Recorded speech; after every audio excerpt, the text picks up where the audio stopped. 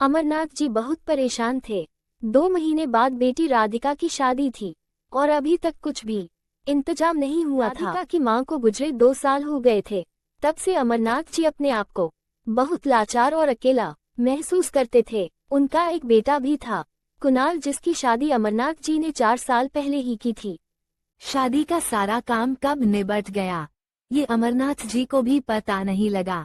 उन्होंने केवल पैसे का इंतजाम किया, बाकी सारा काम उनकी पत्नी शारदा जी ने संभाल लिया था। सपना को बहू के रूप में पाकर राधिका की मां बहुत खुश थी। लेकिन समय बदलता गया। कुणाल और सपना का व्यवहार पूरे घर को बदल दिया। दोनों अपने आप में मस्त रहते थे। 2 साल पहले कैंसर से जूझते हुए शारदा जी ने अंतिम सांस ली। उससे 2 दिन पहले उन्होंने अपने पति से कहा, देखो मैं अब जा रही हूँ, मुझे माफ कर देना, आपको अब अपना ध्यान खुद रखना होगा। बेटी की शादी की जिम्मेदारी आपके ऊपर है, बहू बेटे से ज्यादा उम्मीद मत रखना। शारदा, तुम्हारे बगैर यह सब कैसे होगा? मुझे तो इस सब की कुछ समझ ही नहीं है। शारदा जी की आंखों से आंसू बह रहे थे, जैसे सब कुछ अधूरा छूटा जा रहा था। फिर उन्होंने जल्दी से अपने आंसू पोंछते हुए कहा, मैं कहीं नहीं जा रही हूँ, हमेशा तुम्हारे साथ रहूंगी और राधिका बिल्कुल मेरी परछाई है, वो सब कुछ संभाल लेगी। बहू पर ज्यादा गुस्सा मत करना, बच्ची है अभी, धीरे धीरे सब समझ जाएगी। आज शारदा जी को गए 2 साल हो गए। इस बीच जीवन में इतना कुछ बदल गया जिसकी उन्होंने कल्पना भी नहीं की थी। बेटे बहू ने किनारा कर लिया था, वे अब अलग फ्लैट में रहते हैं। सर पर बेटी की शादी की चिंता है। अब मेरा बड़ी भी बहुत कमजोर हो गया। वे जो दुकान चलाते थे वहां अब मॉल बन गया, इसलिए अब घर बैठना पड़ा। अब कुछ और करने की हिम्मत मुझ में नहीं है। जो जीवन भर जोड़ा था उससे बिटिया की शादी करना है। बेटी जॉब करती है, उसी से घर खर्च चलता। राधिका अपने पापा का बहुत ध्यान रखती थी, लेकिन वह काम में इतनी व्यस्त रहती थी कि उसे घर आकर भी ऑफिस का काम करना पड़ता था। इसलिए दोनों टाइम का खाना नाश्ता अमरनाथ जी को ही बनाना पड़ता था। राधिका की शादी पक्की करके अमरनाथ जी को बहुत खुशी हो रही थी।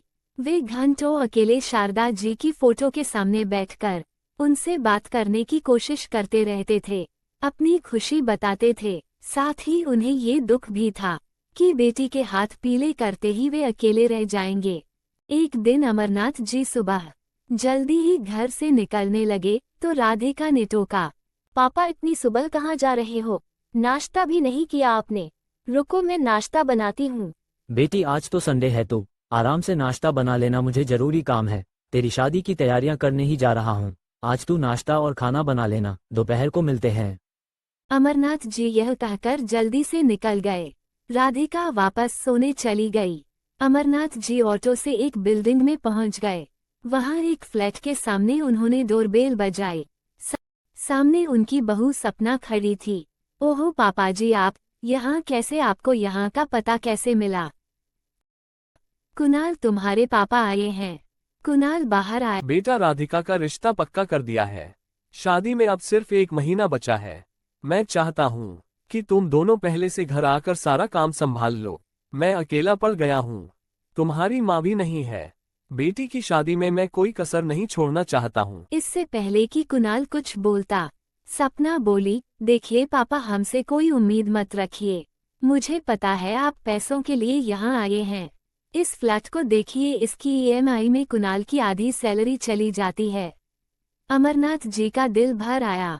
मन किया कि अभी यहाँ से उठकर चले जाएं, लेकिन उन्होंने कहा, हाँ नहीं नहीं बहू, पैसों की जरूरत नहीं है, बस जिम्मेदारी उठाने की बात है। तुम दोनों आओगे तो घर भरा भरा लगेगा। मैंने सब इंतजाम कर लिया है। अमरनाथ जी बिना कुछ बोले अपने घर की ओर चल दिए। घर पहुंचकर देखा तो राधिका उनका खाने पर इंतजार कर रही थी। वे न चाहते हुए भी अपने आंसू रोक नहीं पाए और राधिका के सामने फूट फूट कर रो पड़े। राधिका ने उन्हें ढांढस बंधाते हुए कहा, रहने दो पापा, भैया नहीं आते न सही, मैं सारा इंतजाम कर लूंगी, आप चिंता न करें। अमरनाथ जी ने अपने आंसू पोंछते हुए कहा, बेटी वो बात नहीं है, दरअसल बारात आएगी। अगर लड़की का भाई ही नहीं होगा तो सब बातें बनाएंगे। मैं तो इसीलिए उन्हें बुलाने गया था। राधिका उन्हें समझाती रही लेकिन अमरनाथ जी का दिल टूट गया था। वे उठे और अपने कमरे में जाकर पलंग पर लेट गए। अमरनाथ जी अपने कुछ दोस्तों के साथ मिलकर शादी की तैयारियों में व्यस्त हो गए। अब शादी में सिर्फ 2 दिन बचे थे। सारी तैयारियां पूरी हो गई थी। घर में मेहमान आने लगे थे। रात के समय राधिका ने अमरनाथ जी से कहा, पापा मैंने आपके लिए किसी से बात की है, आपकी हेल्प के लिए किसी को रखने के लिए। वह आपके साथ ही रहेंगे। खाना बनाने कपड़े धोने से लेकर घर की सफाई सब करेंगे। उसकी सैलरी मैं दे दूंगी, आप चिंता न करें। अमरनाथ जी बोले। बेटी अब मुझे किसी बंधन में नहीं बंधना, मेरे लिए किसी से बात मत कर। अब मैं यहाँ से निकल जाना चाहता हूँ, अलग अलग जगह घूमना चाहता हूँ। राधिका ने कहा, ठीक है पापा, आपको जहाँ भी जाना हो मुझे बता देना, मैं आपकी टिकट होटल सब बुक कर दूंगी।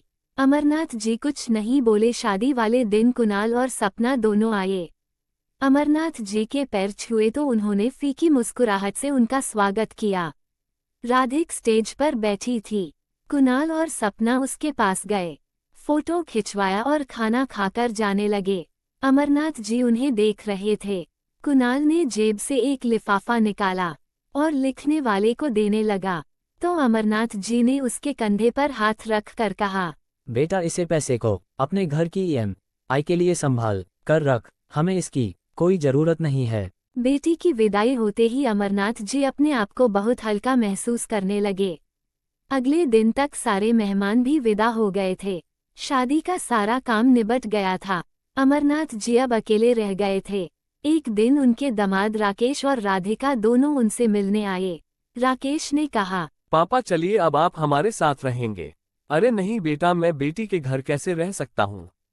तब राकेश ने कहा, पापा हम यहाँ फ्लैट में रहते हैं और आपकी बेटी ने शादी से पहले शर्त रखी थी कि पापा हमारे साथ रहेंगे, तभी शादी होगी।